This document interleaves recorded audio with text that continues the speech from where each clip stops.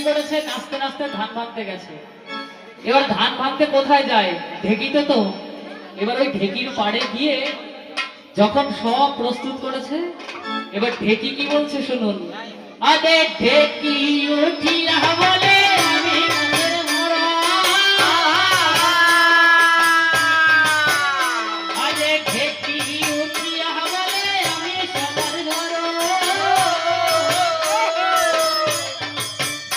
আরে আমার ছাড়া হবে না তো লকার বিয়ে সারা, ও জান ভালো হলে লকার হবে বিয়া,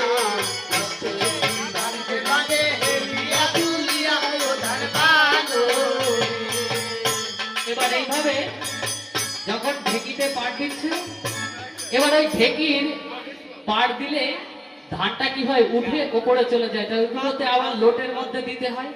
তার জন্য কি লাগে, বাড়ন লাগে না? বাড়ন এনেছো? আচ্ছা, এবার ওই বাড়ন দিয়ে ধানগুলো গোছাও, গুছিয়ে লোটের মধ্যে দেয়। বাড়ন কি বলছে শুনুন। বাড়ন উঠিয়া বলে আমি সবার বড়,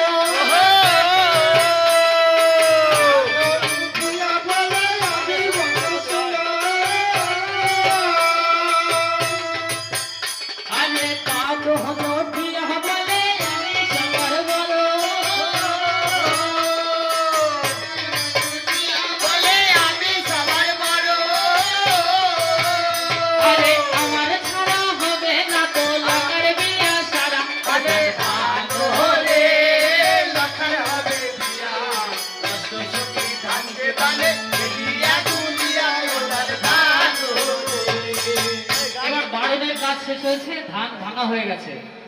এবার ধান ভেঙে ধানটাতে একটা শের বলে, শের শের একটা শেরের মধ্যে তোলে না, মাপতে হবে তো কতটুকু ধান হলো, কারণ 1 কিলো 25 গ্রাম মতো লাগে, মানে 1.25 কিলো বলে, তাই না? ওটাকে 1.25 কিলো ধান লাগে, তাহলে মাপতে হবে। এবার কে মাপবে, এটা তো মাপবে শের দিয়ে, তাই শের বলছে শের বলে